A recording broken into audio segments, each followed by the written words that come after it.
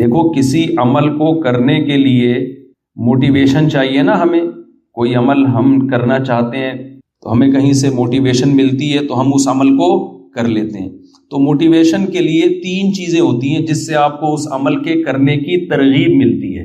ایک چیز یہ ہوتی ہے کہ کوئی شخص آپ کو آپ کے کہتا ہے کہ یہ عمل کر لو، اس سے تمہارا محبوب خوش ہو جائے گا، تو ایک دم ہمیں حوصلہ ملتا ہے کہ ہم یہ عمل آپ لوگ کر لیں، کوئی چاہے مشکل عمل ہی کیوں نہ ہو.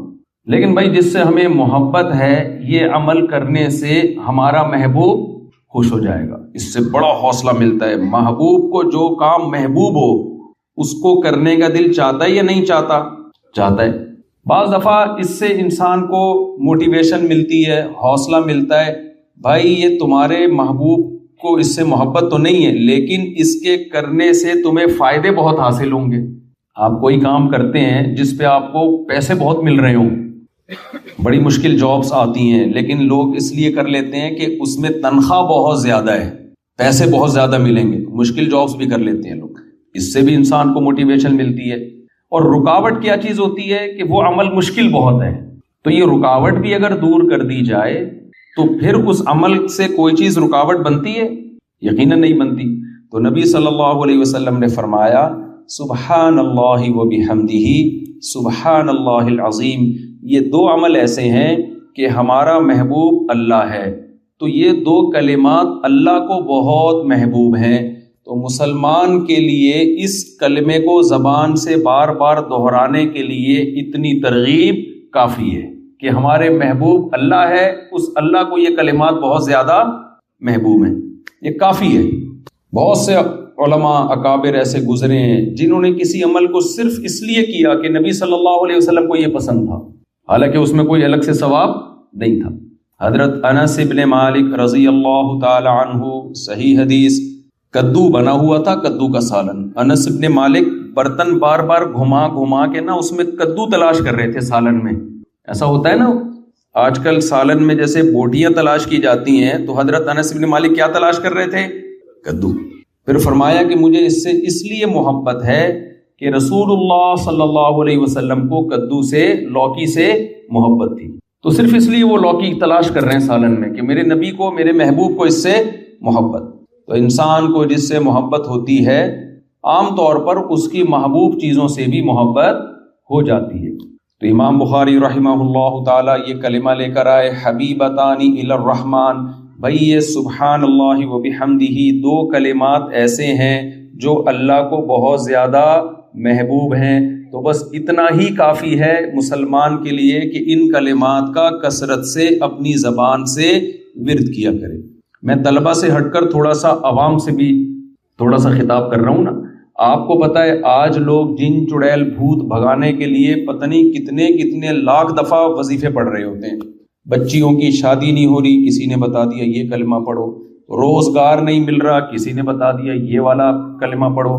سر پہ بال نہیں اگ رہے، کسی نے بتایا بھائی یہ وظیفہ پڑھ کے دم کرو.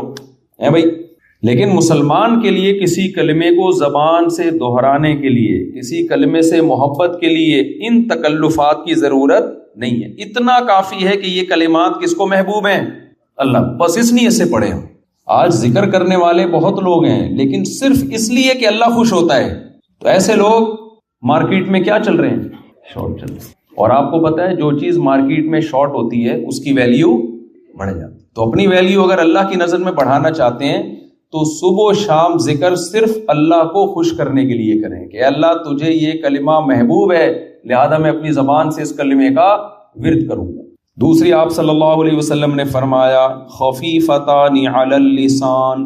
بعض دفعہ آپ کو پتہ ہے اس پہ مجھے اجر بھی زیادہ ملے گا، اللہ خوش بھی ہوگا، لیکن کام مشکل بہت ہوتا ہے. اللہ کی راہ میں جہاد کرنے کا بہت اجر، اللہ بہت زیادہ خوش بھی ہوتا ہے، لیکن کام آسان کام ہے، بہت مشکل.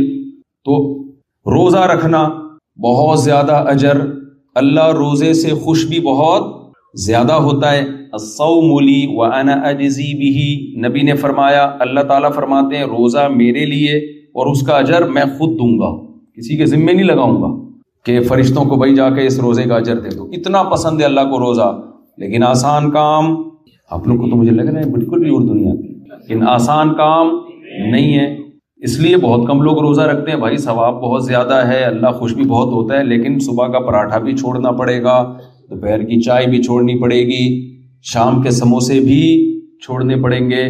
بہت ساری ٹینشن ہے, ثواب بھی بہت, اللہ بھی خوش, لیکن آسان کام it is not easy for us to do this. کچھ یاد کیے ہوئے ہم نے بھی پرانے اسٹرکچر, اب دس میں کچھ بھی لگایا جا سکتا ہے.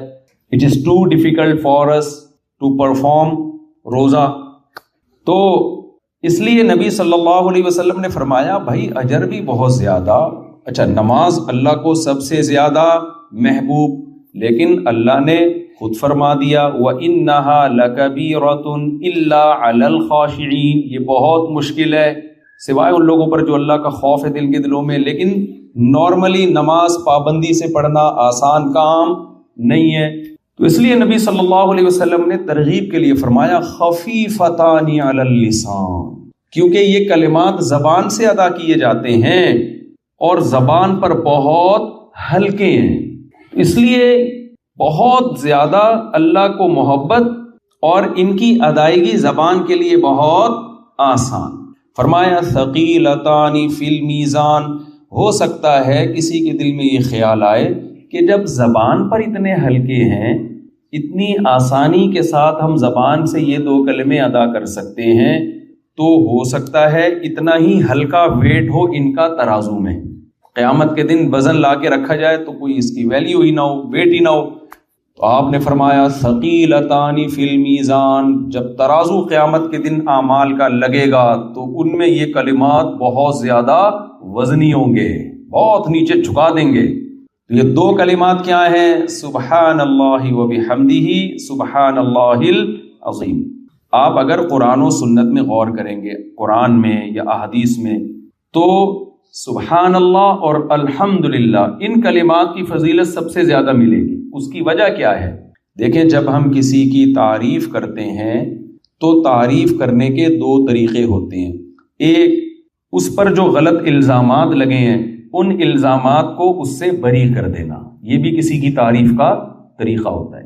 کسی نے کسی پہ الزام لگا دیا, یہ کرپٹ ہے, یہ ایسا ہے, یہ ویسا ہے, آپ اس کی تعریف کرتے ہیں, بھائی یہ کرپٹ نہیں ہے, یہ چور نہیں ہے, یہ بد کردار نہیں ہے. یہ بھی تعریف کا ایک طریقہ ہوتا ہے. اور ایک طریقہ ہوتا ہے کہ اس کی طرف اچھی صفات کی نسبت کی جائے, یہ با کردار ہے, یہ سچا ہے, یہ طاقتور ہے. تو الحمدللہ کا مطلب کیا ہے؟ اللہ کی طرف تمام اچھی صفات کی نسبت کی جائے. اور سبحان اللہ یہ تنزیہ ہے, تمام بری صفات سے اللہ کو پاک قرار دیا جائے.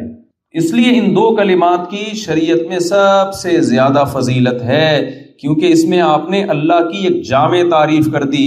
اللہ کی طرف جو عیب منسوب ہیں, عیسائیوں نے کہا عیسیٰ ابن مریم اللہ کے بیٹے ہیں, جب آپ نے سبحان اللہ کہا اس کا مطلب اللہ اولاد کی عیب سے پاک.